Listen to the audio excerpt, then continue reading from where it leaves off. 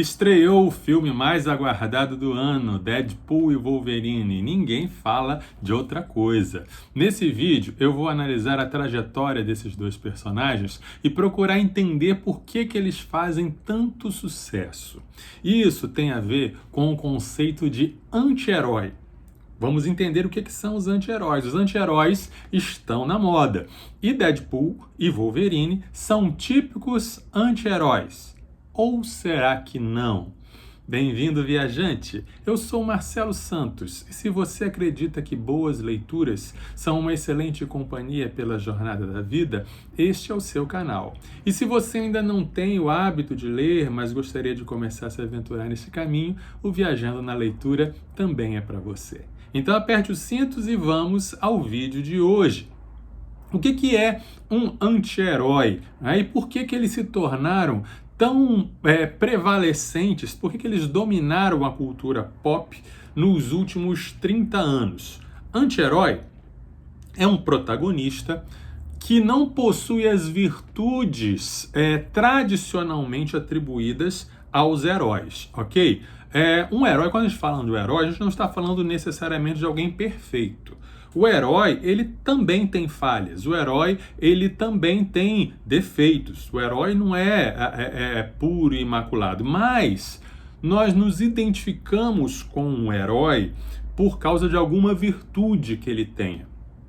Ou a coragem, ou o sacrifício, ou a justiça, a persistência, algum valor, alguma coisa positiva, nós nos identificamos com o herói e torcemos por ele por causa disso. O anti-herói, ele não é alguém maligno, não é alguém que não tem virtude nenhuma, mas nós nos identificamos com ele pelas falhas dele.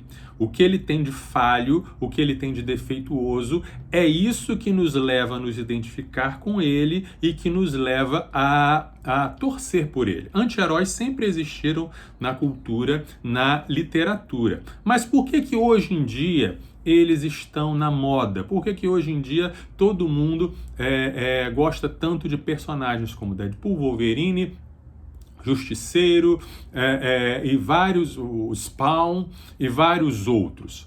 Eu creio que isso aí tem a ver, gente, com a história do século XX. Se a gente fizer uma retrospectiva da história do século XX, do começo do século XXI, a gente vai ver três fases, tá?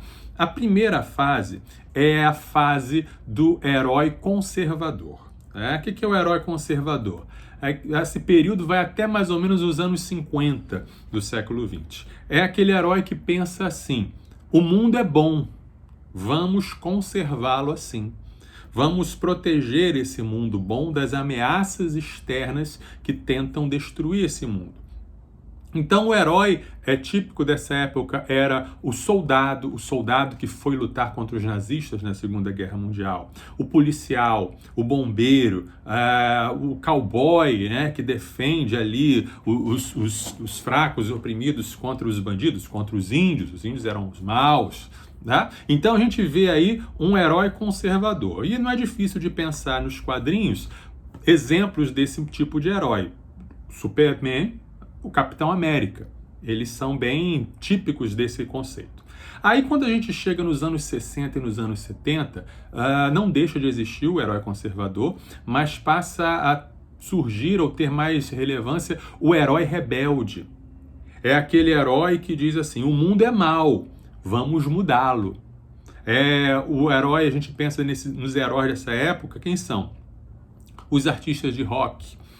Os jovens que estavam no ativismo para acabar com a guerra, coisas desse tipo. Então a gente tem, por exemplo, na cultura pop, o Luke Skywalker. Luke Skywalker, ele se une à Aliança Rebelde. Eles querem derrubar o Império Maligno. Eles querem mudar o mundo em que eles vivem. Nos quadrinhos nós temos, por exemplo, o Arqueiro Verde da década de 70, o Oliver Queen, que era um ativista político. Quem acha que essa coisa de lacração é coisa só recente, precisa ler as histórias do Arqueiro Verde e do Lanterna Verde dos anos 70. Tá? Então temos aí esses dois modelos de herói. E aí, dos anos 80 em diante, começou a haver cada vez mais a figura do anti-herói. Por quê? A partir do final dos anos 80, anos 90, começo dos anos 2000, o mundo mudou, né?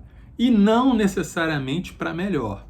Nós tivemos a queda do Muro de Berlim, tivemos o fim da Guerra Fria, que foi uma coisa boa, mas já tivemos os atentados lá às Torres Gêmeas no 11 de setembro, a gente teve aumento da violência, aumento das guerras, e aí a população, a juventude principalmente, passou a ter a ideia do seguinte: o mundo é mau e não adianta mudá-lo. Então o herói conservador dizia: o mundo é bom, vamos mantê-lo assim, vamos conservá-lo. O herói rebelde dizia: o mundo é mau, vamos mudá-lo. Mas dos anos 80 e 90 para cá, o pensamento era: o mundo é mau e não tem nada que eu possa fazer. Né? Quanto mais eu tentar mudar o mundo, mais ele vai piorar. Tanto é que a maioria das ficções a respeito do futuro não são mais utopias, mas são distopias. Todas as histórias que a gente pensa do futuro, nos quadrinhos e fora delas, são sempre futuros desgraçados. E aí, o que resta ao personagem? Resta lutar pela sua própria sobrevivência, ou lutar por vingança, né? Ou lutar, no máximo, por aquele grupo de pessoas mais próximo a você. Tá? E nessa luta por sobrevivência, por vingança, por lucro, ou por aquelas pessoas mais próximas a mim, os fins justificam os meios. Então, se não importa o que eu faça, o mundo não vai melhorar, mas só vai piorar, então não importa o que eu vou fazer para alcançar meu objetivo. Então, essa é a filosofia do anti-herói. A gente vê na cultura pop, por exemplo, a figura do Jack Bauer, da série 24 Horas. Dentro daquele contexto, né, de luta contra o terrorismo, vale tudo. O personagem principal, ele tortura, ele comete assassinatos, ele mente, ele faz muitas coisas para alcançar o objetivo. Os fins justificam os meios. E aí a gente tem, como eu disse, essa enxurrada de personagens. E aí a gente tem o Deadpool, surgido lá no final dos anos 80, começo dos anos 90, e a história dele é interessante porque o criador dele é meio que um anti-herói. O Rob Liefeld, um artista que ficou muito famoso, ele criou esse personagem como um vilão. Em princípio ele era um vilão na série X-Force. Ele era um mercenário com a característica diferente de ser muito tagarela e de ser muito inconveniente e meio louco. Né? Só que o Deadpool, na verdade, é um plágio desse personagem aqui da DC, o Exterminador, que era também um mercenário, que era também foi submetido a experiências que o deixaram aprimorado, usava armas de fogo, usava espadas. Está vendo as semelhanças? Né? O nome original do Exterminador, em inglês, é Deathstroke. Então já vê aí, Deathstroke Deadpool.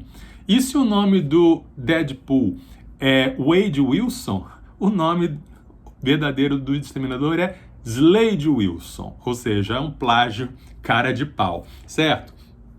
Aí o Deadpool, ele foi fazendo sucesso. E depois, com o escritor Joe Kelly, ele desenvolveu suas características mais marcantes, né? O humor bem exagerado e também a metalinguagem, de falar com o leitor, falar com os editoriais, quebrar a quarta parede. Isso aí não é novidade, já havia isso nos quadrinhos da Mulher Hulk dos anos 80, do John Byrne, e nós brasileiros conhecemos isso também do personagem O Louco, do Maurício de Souza, né, que interagia com o Cebolinha e também quebrava a quarta parede.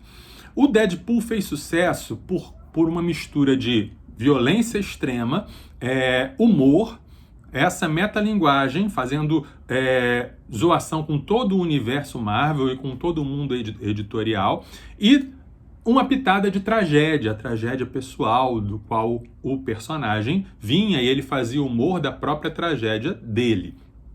Eu, particularmente, não gosto muito desse humor. O Deadpool não é um dos meus personagens favoritos, mas eu entendo quem gosta. Eu entendo a receita de sucesso. Ele faz sucesso justamente por essas características, por ser um típico anti-herói. Ao contrário do Wolverine. Vou explicar tudo isso. Mas antes eu quero que você marque aqui a sua curtida, que você compartilhe esse vídeo se você está gostando, ajude a divulgar o nosso canal. Chegamos agora há pouco à marca dos 100 inscritos, então vamos multiplicar isso aí, vamos espalhar a palavra do Viajando na Leitura, ok? Qual é a trajetória do Wolverine? O Wolverine ele começa sim como um típico anti-herói. Ele surge como um antagonista de uma história do Hulk, né? Um agente secreto canadense que vai tentar lutar contra o Gigante Verde. E depois, na reformulação dos X-Men nos anos 70, ele passa a fazer parte desta nova equipe, né? Junto com a Tempestade, o Colossus, o Noturno, o Pássaro Trovejante que morreu e etc. O Wolverine, ele é um arquétipo, sabe? Todo grupo de super-heróis, se você reparar bem, tem os mesmos tipos de personagem.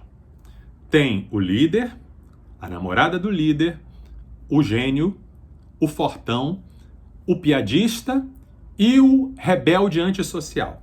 O Wolverine, nos X-Men, cumpria essa função de rebelde antissocial. Ele era aquele cara que ficava brigando com o Ciclope, não aceitava não aceitava a liderança do Ciclope. Aqui temos essa página que se tornou famosa aí nos quadrinhos, né? Wolverine era apaixonado pela Jean Grey, a namorada do Ciclope, queria roubá-la dele, né? Literalmente furar o olho do Ciclope, digamos assim. Só que aos poucos a gente começa a ver que o Wolverine não é só isso. Wolverine não é só um cara violento que mata primeiro e faz perguntas depois. O Wolverine tem um passado misterioso. Além disso, a gente começa a ver que o Wolverine ele não quer ser essa máquina de matar que fizeram dele. Na história Arma X a gente vê os experimentos que fizeram com ele e etc. Mas em histórias, por exemplo, passadas no Japão, em que ele se apaixona pela Mariko Yashida, a gente começa a perceber que o Wolverine ele quer ser um homem de honra. Ele não quer ser um animal, ele não quer ser um assassino, ele não quer ser uma máquina de matar.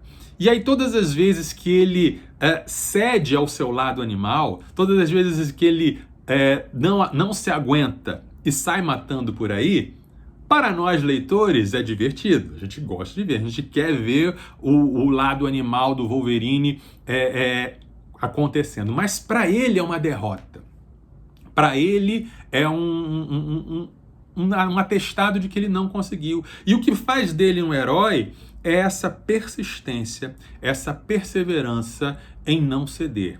E aí, à medida que ele vai avançando na história, ele vai tendo esse lado moral mais aflorado. Tanto é que em muitas histórias dos X-Men, quando a Tempestade vai perder a cabeça, ou a Vampira, ou outro personagem, é o Wolverine que chega, olha, não faça isso.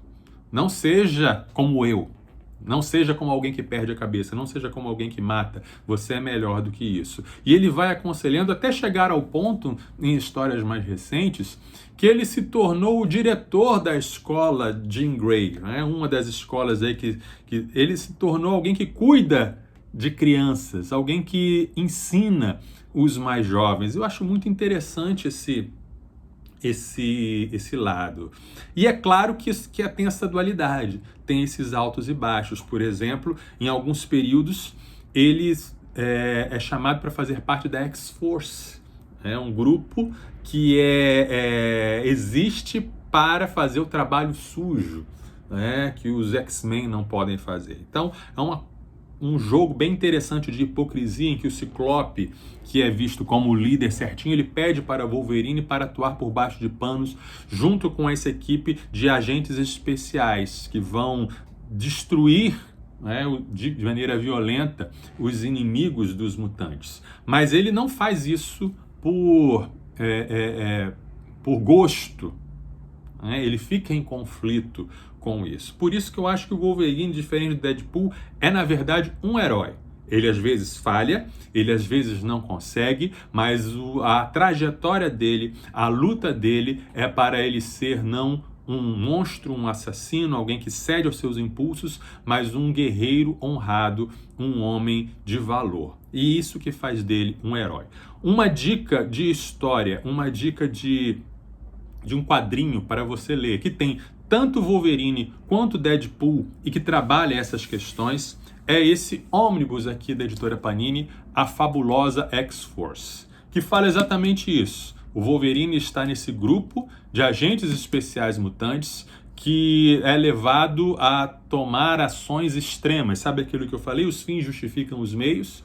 Os mutantes estão sendo caçados, os mutantes estão sendo exterminados, são uma espécie em extinção. Então, essa equipe X-Force é feita para ser os Black Ops, aqueles que vão usar a força letal para vencer os inimigos. Só que isso não é levado no sentido de, oba, que legal, meu heróizinho está matando e cortando cabeças e decepando as pessoas. Tanto o Wolverine quanto o Deadpool também faz parte dessa equipe, lidam com questões morais, lidam com questões até onde a gente vai e qual é o preço que a gente paga por matarmos. As coisas não ficam sem consequência. Então, é muito interessante, né? É um ônibus aí da editora Panini, Fabulosa X-Force. Vale a pena você, se você ficou com vontade de ler uma história do Wolverine com o Deadpool, eu recomendo essa aqui. E aí, o que você achou? Qual dos dois você gosta mais, Deadpool ou Wolverine? Quais são suas histórias favoritas do Deadpool e do Wolverine? Deixa aí no comentário e lembre-se, boas leituras te fazem viajar.